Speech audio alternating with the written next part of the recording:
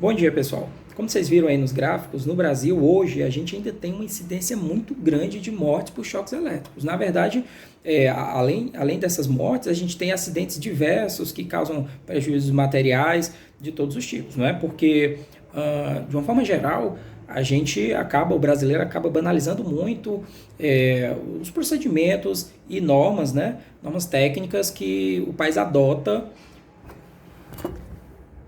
normas técnicas que o país adota, né, e que viabilizariam uma redução drástica de todos esses incidentes. E desses acidentes, a gente se preocupa principalmente naqueles que resultam em morte, né? Porque o que a gente tem de mais importante senão a nossa vida, não é?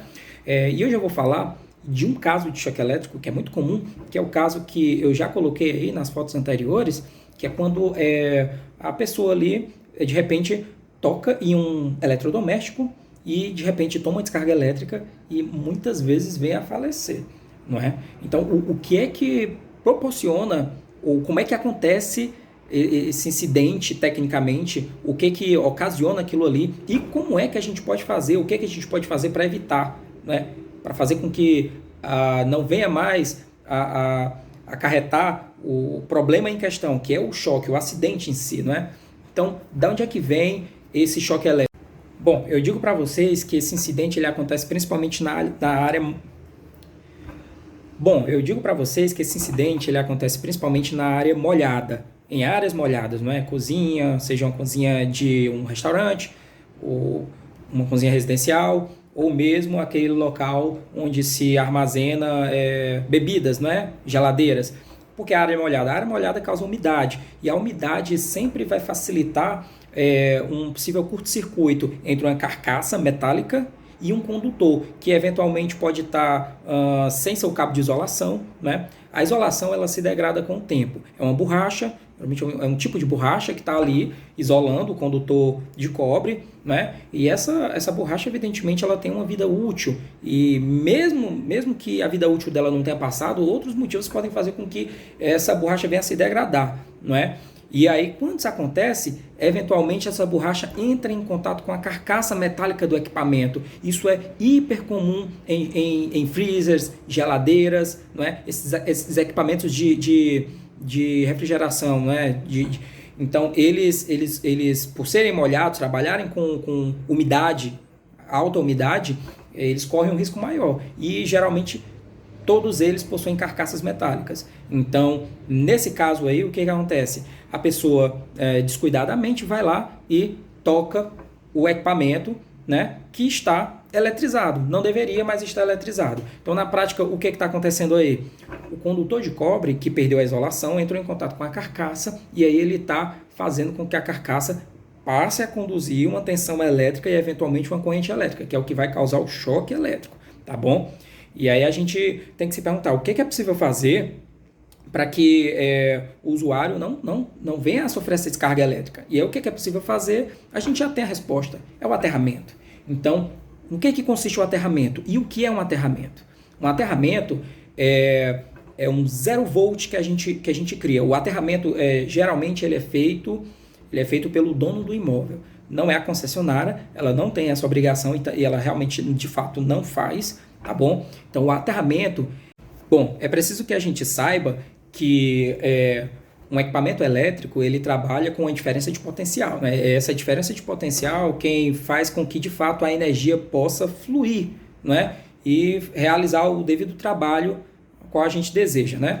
Então essa diferença de potencial ela é sempre baseada entre determinada tensão e o 0 volt, tá bom? A concessionária ela produz um 0 volt, né? Que é através do condutor neutro, o cabo neutro, que vem do transformador mais próximo aí do imóvel.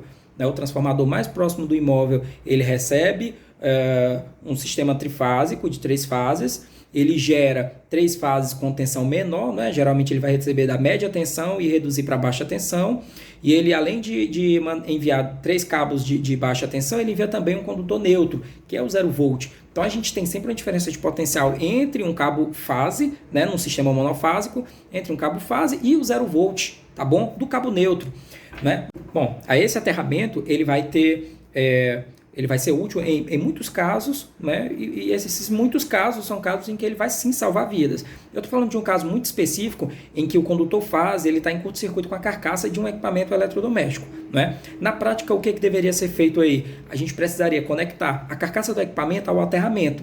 O vendedor dos equipamentos, todo vendedor, toda indústria de eletroeletrônicos, ela já conecta a carcaça do equipamento ao cabo de energia que você tem aí. Então você pode ver que sempre a gente vai ter uma tomada de 3 pinos, que é esse padrão brasileiro. Essa tomada de 3 pinos tem sempre o pino do meio conectado a um cabo geralmente de cor verde, que vai conectado à carcaça. Todo equipamento, todo eletrodoméstico produzido hoje no Brasil que possui carcaça metálica, ele vem aterrado. Né? É uma preocupação evidente e que, de fato, a indústria ela cumpre, né, com o dever dela. O que, na prática, acontece é que as pessoas, né, os donos de residência, os donos de imóveis, eles não fazem o aterramento residencial. Então, a gente sabe que, com certeza, no Brasil, muito provavelmente 90% das residências não possuem aterramento. O brasileiro, infelizmente, ele tem um costume de negligenciar as instalações elétricas. E essa é uma realidade tão clara que os jornais eles não me deixam mentir. Não tenho como, né? É uma realidade clara. Então, afinal de contas, o que é que vai acontecer? A carcaça do equipamento, ela até possui um condutor conectando ela ao fiozinho do cabo de força, né, ao conector do cabo de força que vai na tomada, mas a residência, eventualmente, ela não vai possuir o aterramento. Então, isso significa que, na prática, a carcaça não está aterrada.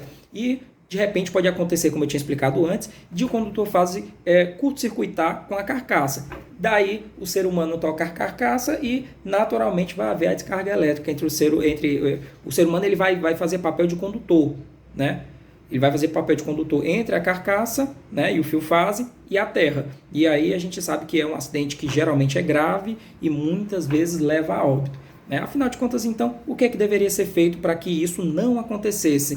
Né? Principalmente em eletrodomésticos que possuem carcaça metálica, principalmente, a gente tem que ter o aterramento. Na verdade, o aterramento ele tem que existir na casa toda. Toda tomada que existir numa residência, ela precisa estar devidamente aterrada, com aterramento de qualidade. Não basta dizer que tem um aterramento. Ele tem que cumprir a função.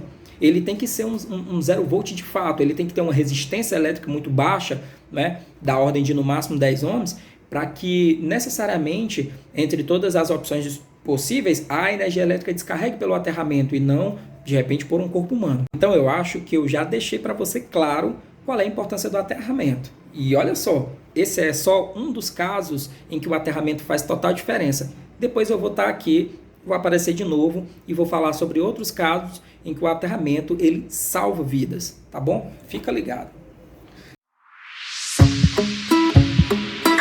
All I want is to dance with you now, is to dance with you.